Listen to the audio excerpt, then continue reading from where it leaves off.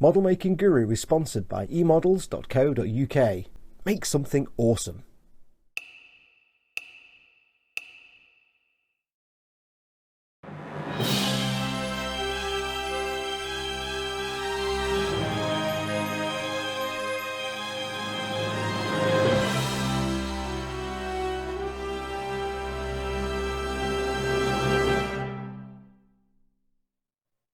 Hey everyone, it's Fox from modelmaking.guru here. Hello, and welcome to the next enthralling instalment of my build of the Bandai Perfect Grey 1/72 scale Millennium Falcon. Yes, we're building the Millennium Falcon for my channel sponsors and very good friends over at emodels.co.uk, your one-stop shop for all your model making needs. All of them, just your one-stop shop. Everything you need, they've got it. Go to them. All of the things, just go to them. Anyway, yes, we're building this for my very good friends over at eModels. Now, don't panic. If you're thinking 5 minutes ago this was all bits and being painted up and now we seem to have an entire Millennium Falcon, don't panic. I've just put it together to make the following steps in this episode a little easier. Now, I don't know how much I'm going to get done in this episode, so I'm going to cut the waffle down to a minimum because I've got a lot to get through. We've not got a lot of things, individual steps left to do, but they are quite involved and need some explanation. We've only got really the weathering and the decals to do now, and then we're kind of done. So it might be this is the last episode, which will determine the episode number. It might not be, in which case we'll find out, but I don't know yet. So don't panic if you think I've rushed ahead.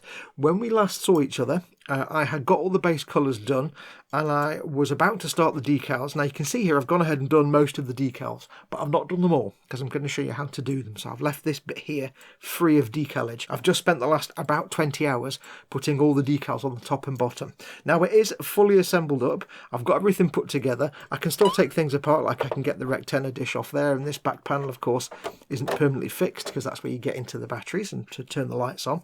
But I've got everything else assembled and all done and dusted. That's what we're going to do first though today. We're going to put all the decals on this section here.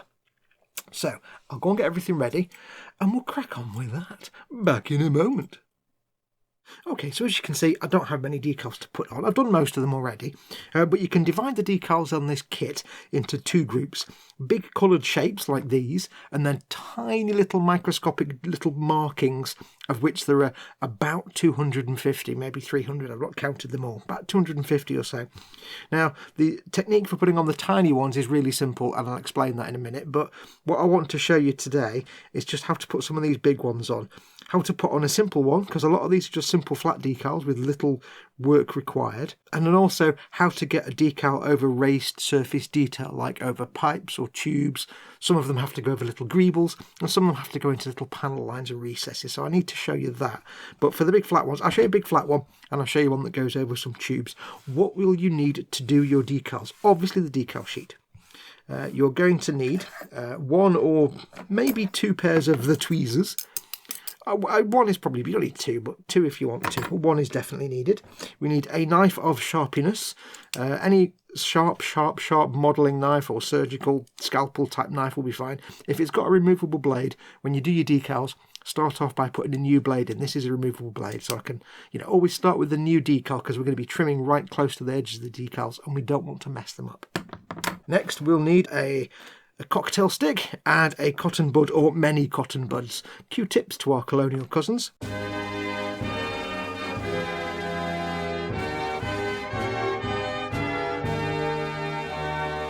But we're going to need lots of these and one or two cotton sticks. They're not cotton sticks, used to be cocktail sticks. Cocking, gefarten, getail stick.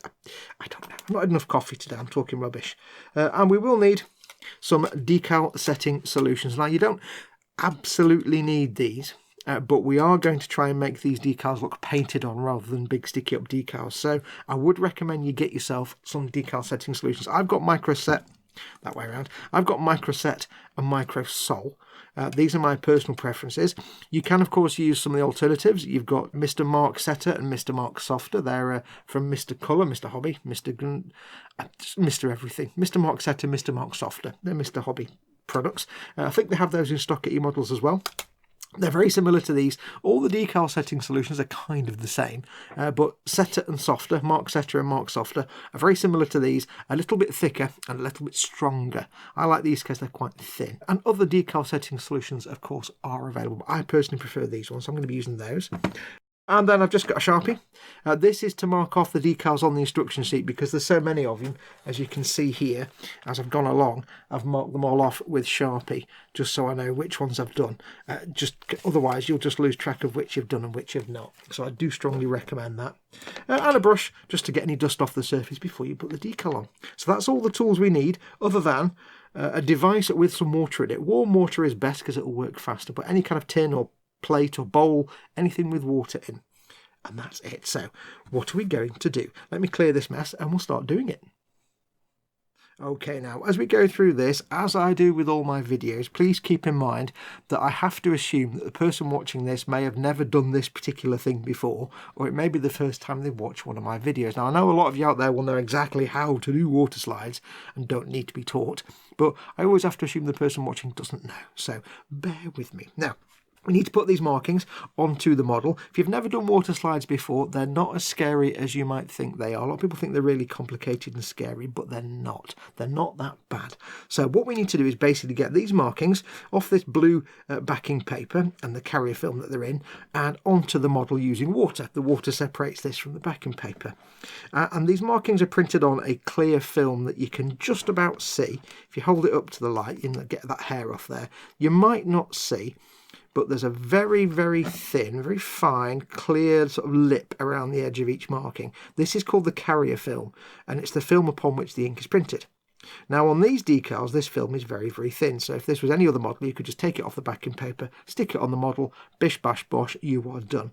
However, what we're going to need to do for this specific model, it's not something you have to do very often, but for this one you have to do it on almost all the big coloured markings. The little tiny markings, it doesn't matter, but the big ones like this, what we're going to have to do is trim this decal to get rid of this clear film area, because a lot of these shapes fit absolutely perfectly into a little part of the model, and if you get a bit of a clear lip like here, it's going to give you problems getting the decal to fit. It's not going to be a real major problem, but it's a kind of pain in the bum.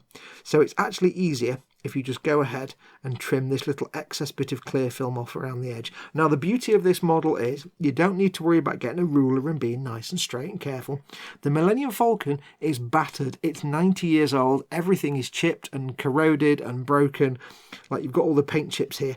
Don't worry when we're cutting these off about being 100% neat and nice and straight. Doesn't matter. Anything that goes a bit wrong we can excuse as weathering. So we need to get these trimmed down first of all. For this we're going to use our friendly sharp knife. Again, make sure you have a sharp brand new blade on there. And all we're going to do on this bigger piece here, is we're going to trim off the excess. So basically we're just going to get the knife and we're going to trim right up to the printed edge. Doesn't have to be 100% accurate. You know, I say it's supposed to be a battered and beaten vessel, so all the markings can be a little off. If you go a little bit wibbly wobbly, that's fine. Don't worry about it.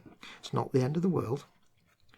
And again, you don't have to do this, but some of these markings, they are in, like you'll see a whole plate, and it's got little edges around the side, and if you don't take this little bit of extra film off, it just means you've got to fart about getting the damn thing to fit properly. And it's just a bit of a pain in the backside, like I said. So it just makes your life a little bit easier now if we do this now. Now notice I'm not being particularly careful. I'm also not got the right glasses on, so I can't see what I'm doing. I'm just being rough and ready, and there we go. Now I'm not going to trim this bit away here. This bit here is a paint chip. There's lots of these, you can see some more there. All this is, it's a clear part where there's no ink. And what will happen is when this decal goes on, you'll see whatever's underneath through this clear bit. You don't need to worry about this clearing the film away on this bit. We're just trimming these to make them fit better. So this one, for example, this one where it goes onto the model, I can tell you for sure it has to fit exactly because it's got lots of little raised details it goes over. And it's kind of in a little corner piece. So you can't really be doing with the clear film around the edge because it might mean it sits proud of the surface. Some of these like sit on the hull and then sit up vertically. And if you have that clear film, it's going to sort of sit there 0.5 millimetre above the hull because the clear film is stuck against the edge. So that's why I want to trim these down. Again, don't worry if you're not being 100% accurate. just get them trimmed out, get rid of that clear film. At this edge here. That's a bit wibbly wobbly, and I've not gone right up to the edge, so I can just trim it back a bit more. There we go. Do be careful with this. If you're a younger builder, then I don't quite know how you've managed to score yourself a 350 quid Millennium Falcon, but, you know, all props to you. But if you are a younger builder, maybe get an adult to do this bit for you, because you are using a sharp scalpel blade, and it is a bit risky. So I'm just going to trim that a bit more. There we go. So I'll go around and get all these trimmed out, and then we'll do the next step. Back in a moment.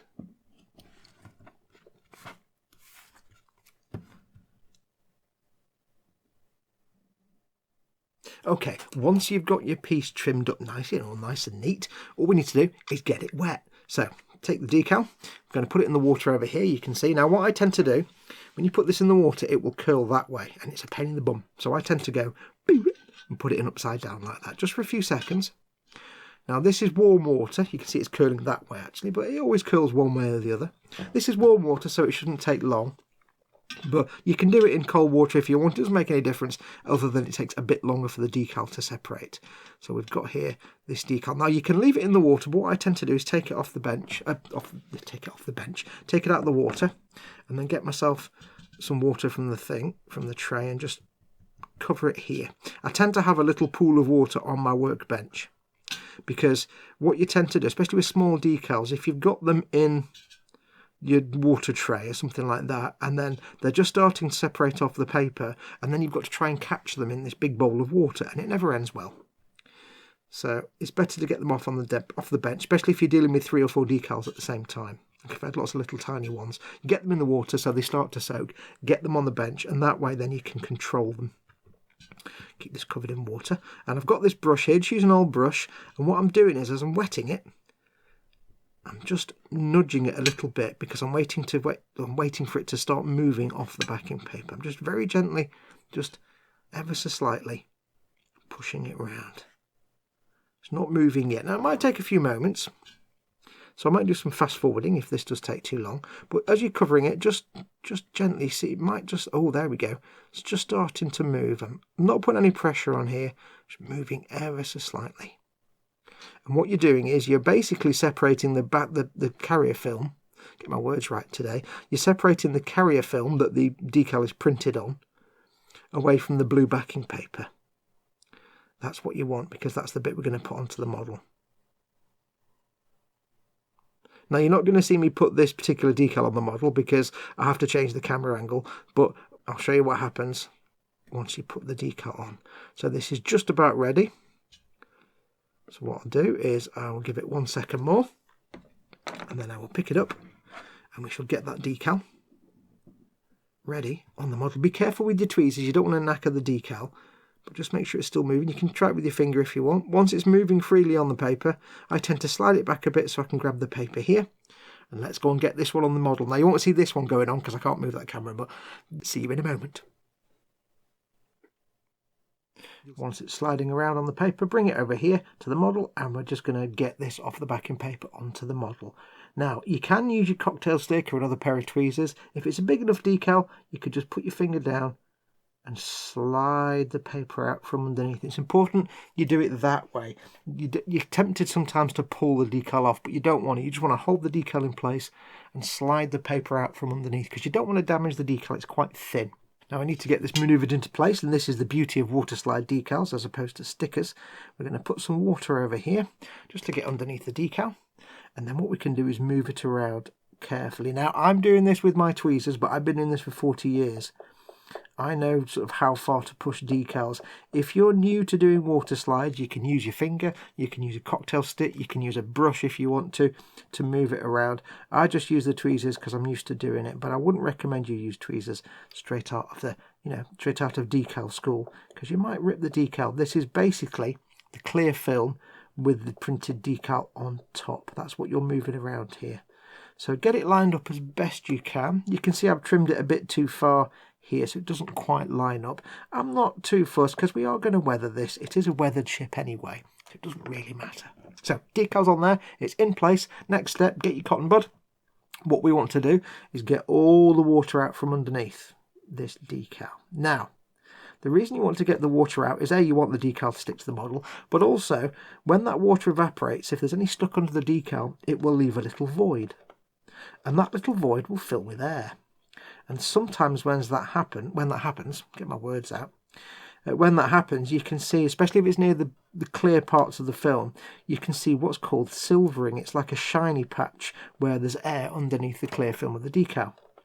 And you want to avoid silvering because it's what makes a decal look like a decal and not a painted on detail.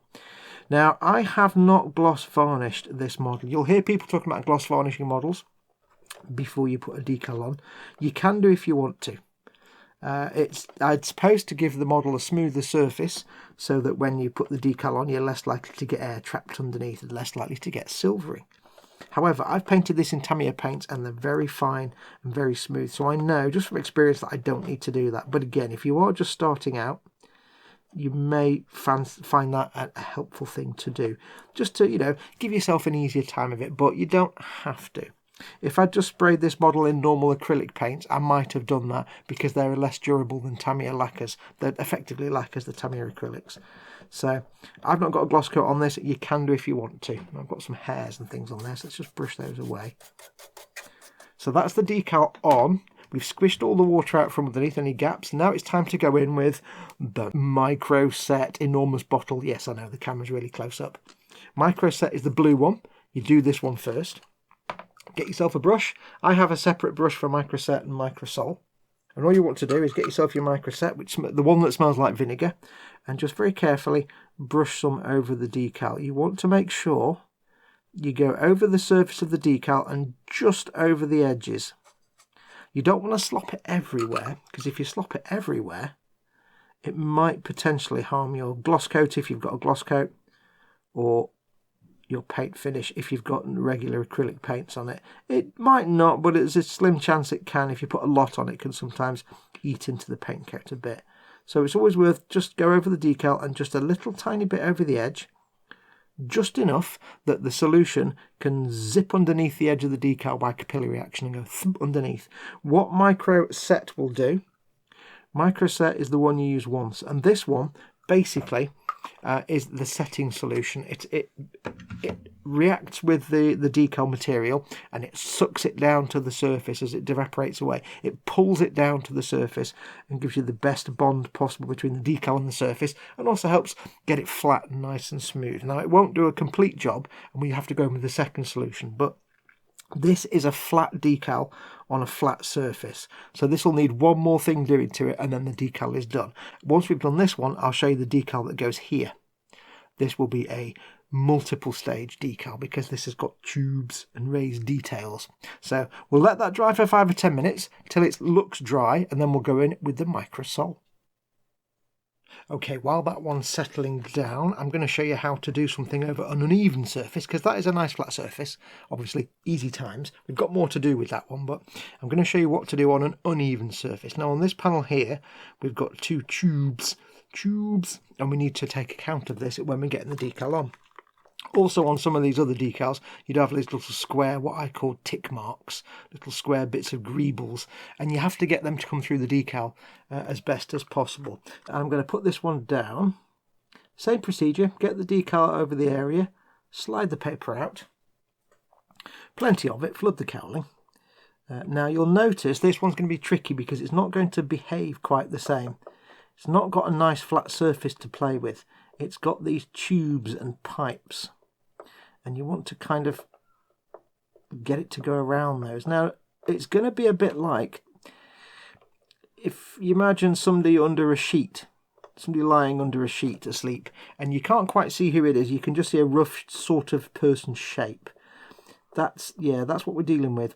It's going to be like a blanket. So what we need to do is get our cotton bud and very gently just start to prod it and push it into where you want it to go.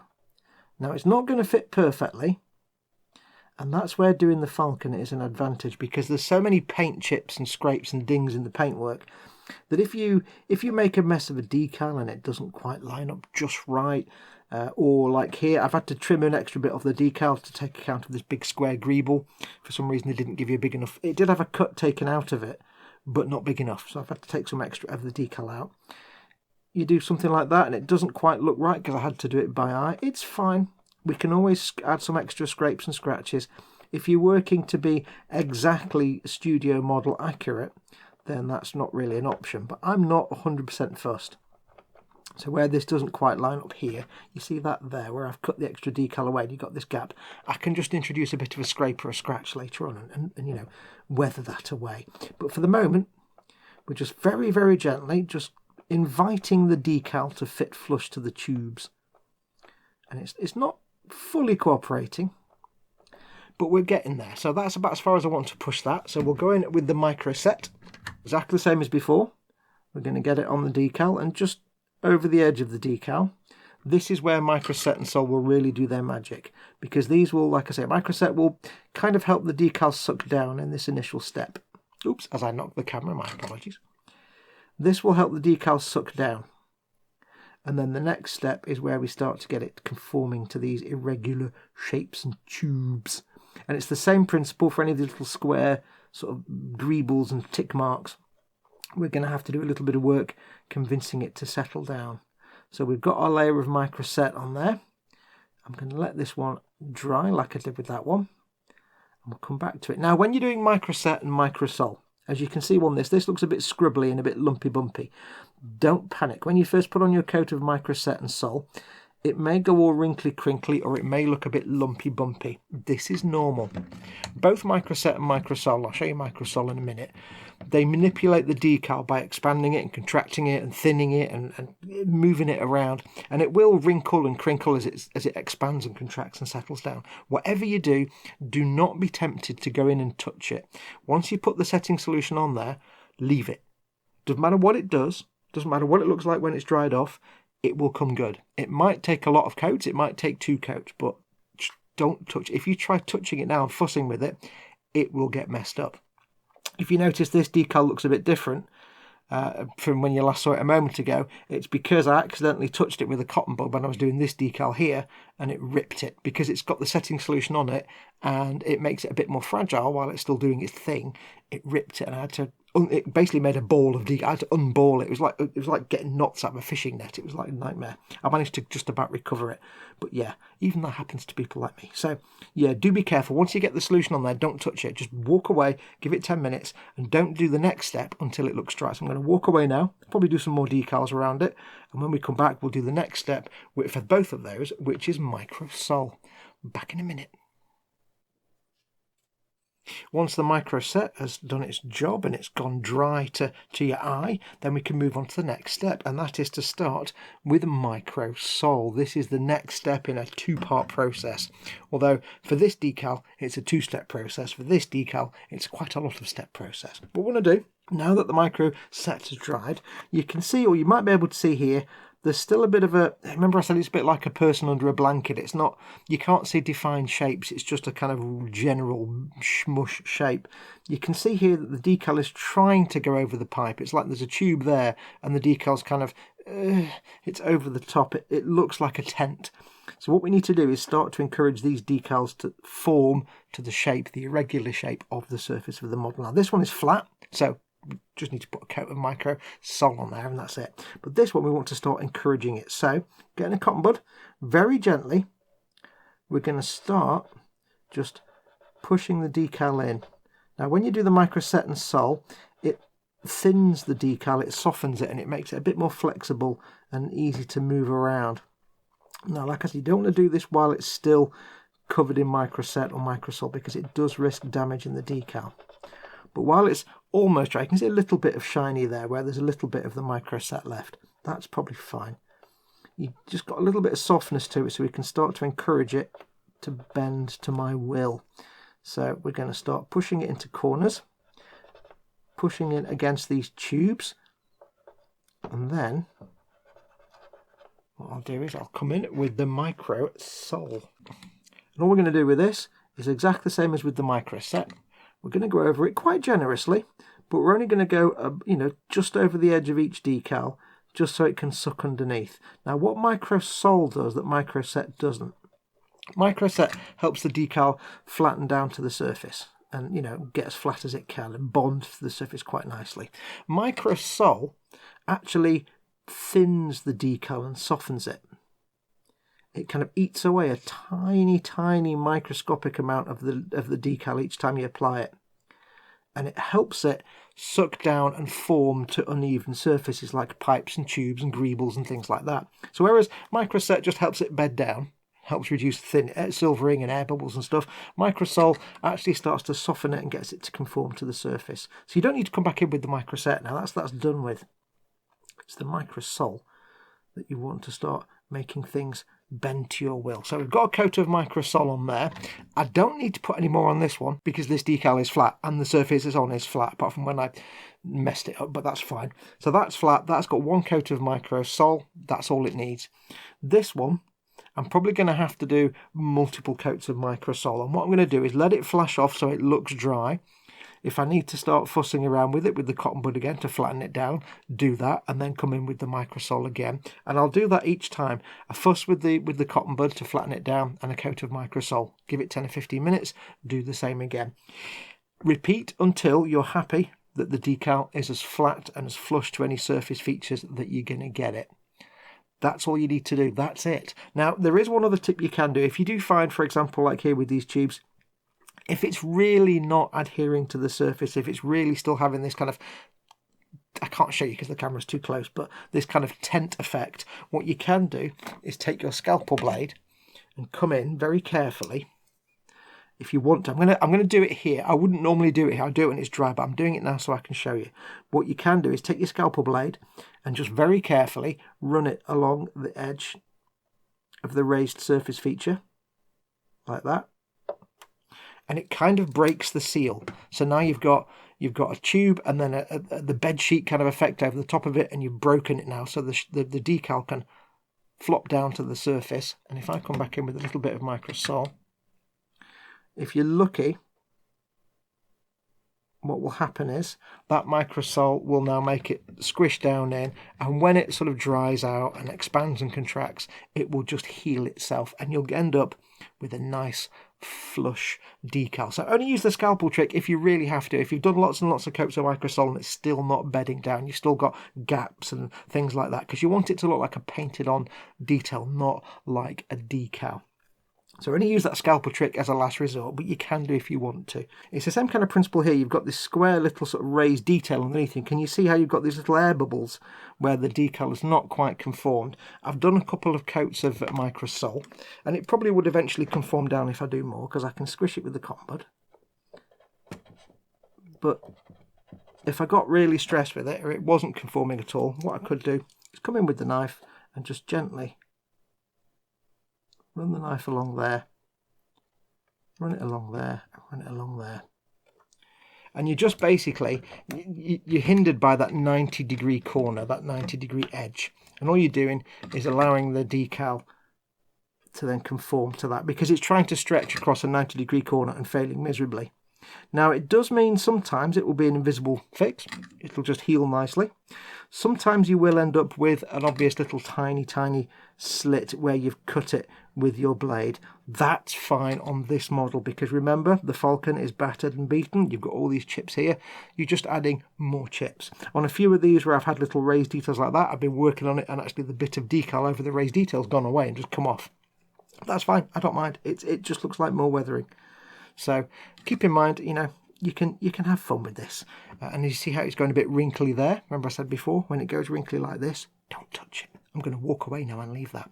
So for all these decals I've put on, these here and this one down here, this one is done. I don't need to do anything more with that one. That one's going to need a few more coats of MicroSOL. These ones with little raised details underneath might need a few more coats of MicroSOL.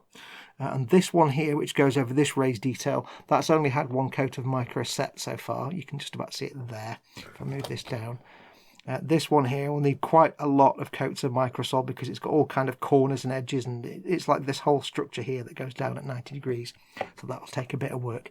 So get your decals on and just start working over them with the MicroSET when you put them down, and then repeated coats of MicroSOL and gently, you know, nudge them with the cotton bud. And as a last resort, get your knife blade to slice them if you need to. If you get an air bubble in the middle and you've done like 15 coats of MicroSOL and there's an air bubble, just slice it with the blade and then MicroSOL it again. It'll fall back down and it'll heal nicely. So I'll go and get all the rest of these decals done now and sorted. And then we've got to do a matte coat, and then it's the weathering. Back in a moment. So for the varnish, I'm going to be using Vallejo Premium Airbrush Colour Acrylic Polyurethane Water-Based Matte Varnish. That's a lot of words in one name. It's 62.062. I love this varnish with all my heart, and I'll tell you about it in a minute. But yes, I'm going to be spraying this through my Iwata Neo, my Trigger Action Iwata Neo, and I am of course going to be wearing this puppy. This is the most important piece of kit you can have if you have an airbrush. I don't care if you're spraying water, air, lacquers, enamels, your cat, grass, pebbles, don't care. You've got to wear a respirator, because you know what's worse than having to wear a respirator? Dying from lung disease because you sprayed nasty chemicals. So always wear a respirator. Not a dust mask, but a respirator. Now, you've all seen me spray things before, but like I said earlier on, I always like to explain things as if, you know, I'm talking to a beginner, so I may go over stuff you already know. Now, I've searched a long time for a nice airbrush sprayable matte varnish, and I've been through all different brands and products, and some of them are good and some of them are terrible. Some of them spray really well but aren't that durable, and some are really, really durable but they're so finicky to put on that I'd rather just burn them and put them in the bin. This Vallejo stuff is absolutely by far, so far, the best one I've found. It's the easiest to apply. In terms of complexity, it's about as complicated as UMP primer, you know, the Badger Stynylrez or the Ammo by MIG primer, the UMP stuff, all those three are the same. They're idiot proof, and I said that in the earlier episode. This is also idiot proof. Now, there's two ways to look at it. In terms of how to actually physically use it, then that's very simple. You put it in your airbrush, 17 psi more or less, spray it. Done. That's it. No thinning, no mixing with flow improvers and this, that and the other. You don't need to pray to the Omnisire and do all the right incantations and get all the right unguents and oil. None of that nonsense. Literally, this is, I dumped it in the airbrush, 17 psi, and I'm spraying it. Now, your mileage may vary. This, of course, is my TRN1 Near-Free Water Trigger airbrush, and it really likes 17 psi, around about 17 psi for this varnish. Of course, you might have a different airbrush or compressor or hose between the two, or other equipment in the airbrush circuit. That means you might have to dial it up or down a little bit. You might prefer 18 or 19 psi or 15 or 16. It will always vary dependent on your kit. This is a 0.35 airbrush I'm using. So don't just assume that it's 17 psi. Start from 17, that's what I use. And if you find it's not really going through properly, up the pressure a bit, or drop the pressure if it's too high. Just dial it into perfection for your particular hardware setup. Now, like a primer, if you remember, I've said before in the past, primers, you should never thin them or add things to them because it changes how they work. They're not just paints. Varnishes are the same. Varnishes are not just transparent paint. They're not just clear paints, because they will be paints. A varnish is designed to protect the paint underneath. It acts and reacts and works differently to a paint. I wouldn't recommend adding thinners or flow improvers to varnishes to get them through your airbrush. Just use the pressure, change the pressure as you need it. If you add things to your varnish, it may change the way it self-levels. It may react with the matting agents to be less matte or more matte or bitty or powdery or shiny. It can change 100 different things about the way the varnish works. So try and avoid adding anything to your varnish. Some of them may be okay, but I've found in the past that a lot of them don't really like stuff added to them. You can do, but just try and use it neat and adjust the pressure on your airbrush.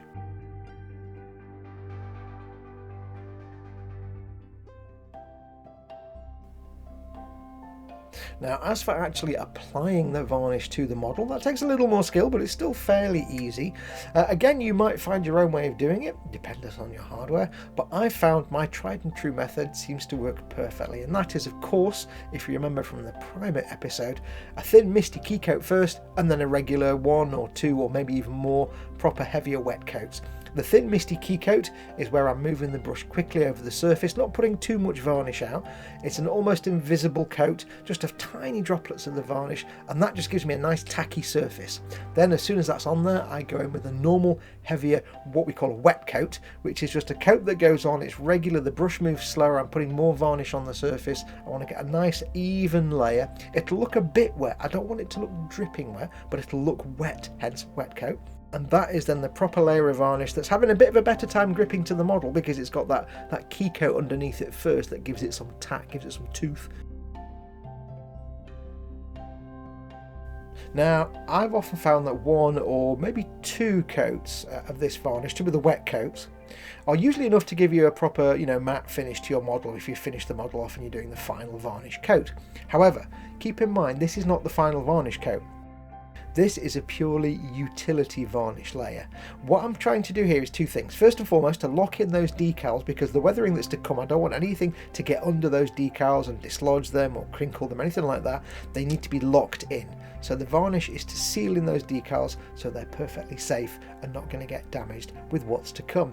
The other thing, of course, is that the weathering that I've got planned needs a matte or a satin surface, which I've got on the model from the paint, but the decals are shiny and they won't work as well, and I need them to be matte.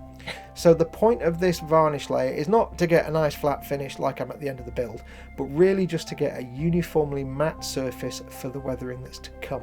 So I've only done one wet coat here, and then after I've done that, I just went over it very quickly with a light dusting just to get rid of any little shiny bits that were left over that maybe didn't quite get enough varnish on them. So I'm only doing one coat here, and I'm moving faster than I normally would, again, because I don't need to worry. This isn't the final matte coat. This is purely a utility coat to get everything nice and satiny matte just for the weathering that's to come.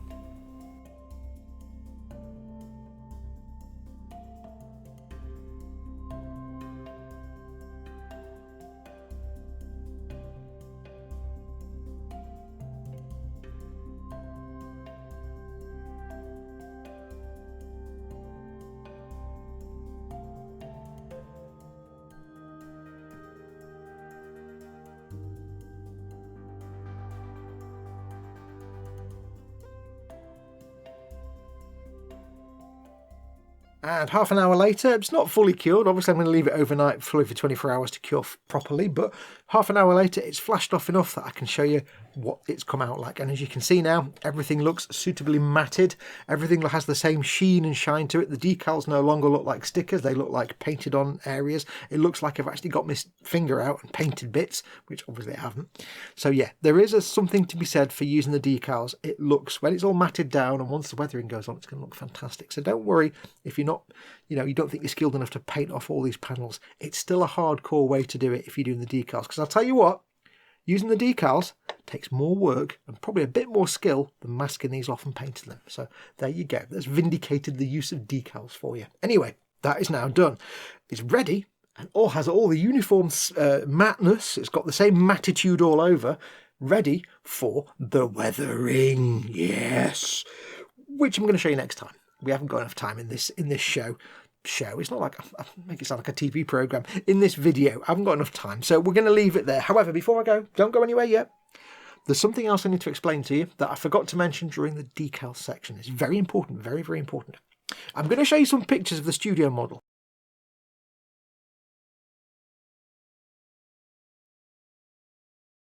Please note, this is the 5-foot filming miniature, although miniature is kind of ironic for a 5-foot model.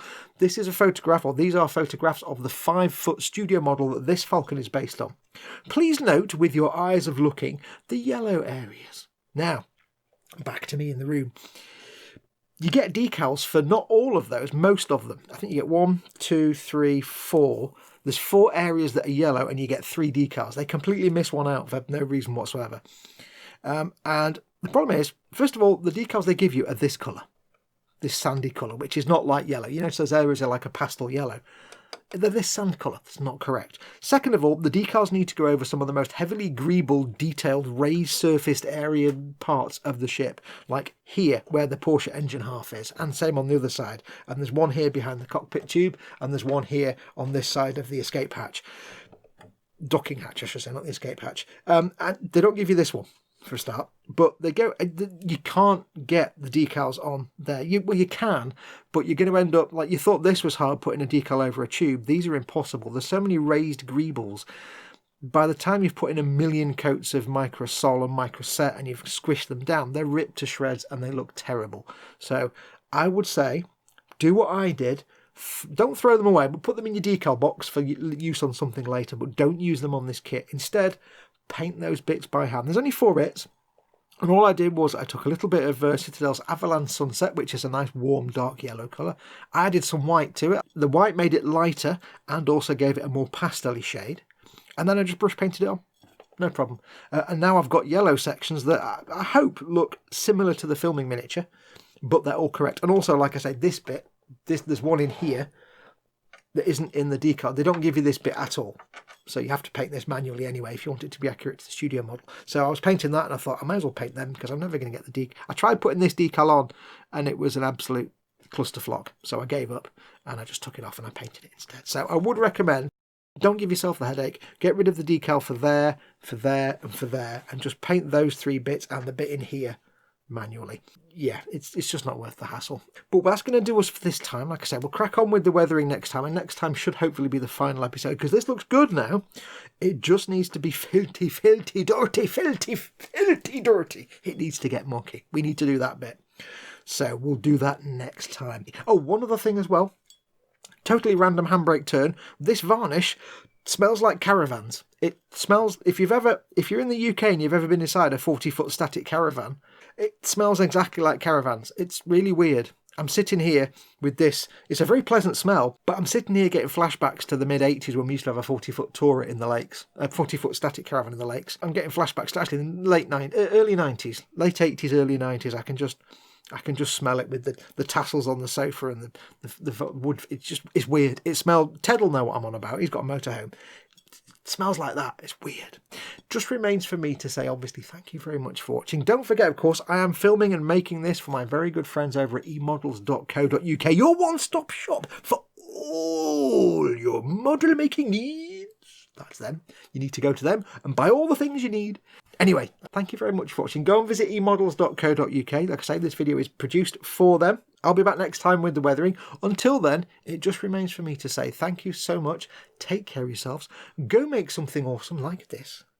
Go be awesome. You there. You there. If you're watching this on a 70-inch TV, this is really annoying. And I'm doing it every time now because somebody told me they had a 70-inch TV. I'm going to keep doing it. And I shall say, adios, amoebas.